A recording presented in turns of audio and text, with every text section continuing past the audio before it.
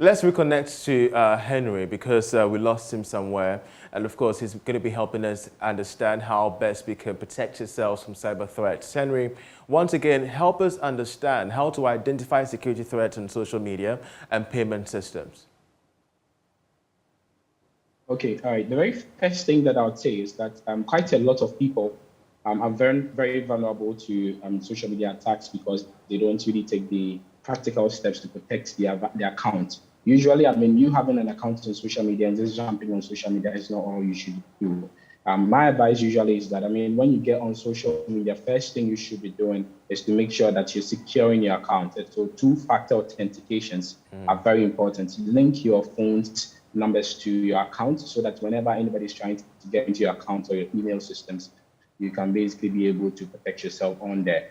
It's very important for you to also fill out your KYC, which means that you should fill out your date of birth, you should fill out the security questions that are on. That's the very first step I usually tell people to do because that's the only way you get to secure your account. It happens actually as well with bank accounts as well. When you're having your mobile applications from your bank accounts as well. It's important that you actually try and link up with the biometrics that are always added onto your account and do not give out your PINs to people. One of the things I'm really going to call most of our telecommunication networks to do is we need to have a bit of a fast approach to people that are scammed in terms of money.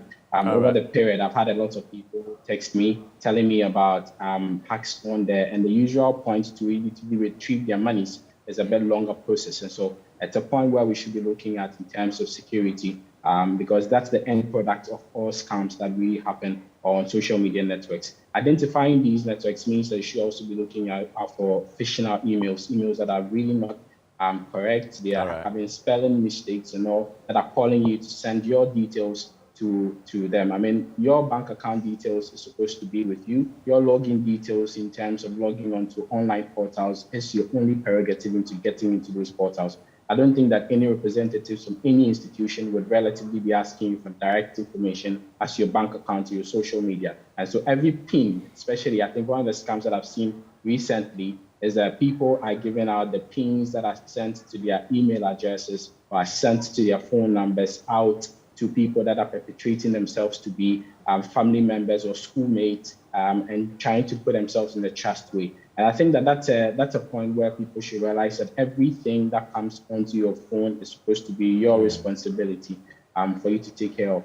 And so fill out your details, especially on social media, go to the certain areas, fill out some of those requirements that can be able to make you retrieve your account easily. And any PIN that is sent to your message is only for you and not for any other person. Indeed, and we shall have more discussions on how best to secure yourself in our subsequent editions of Tech Business. Many thanks, Henry, for joining us. We're grateful for your time, and that's how we end this edition of The Marketplace. I'm Charles Aite. Many thanks for watching.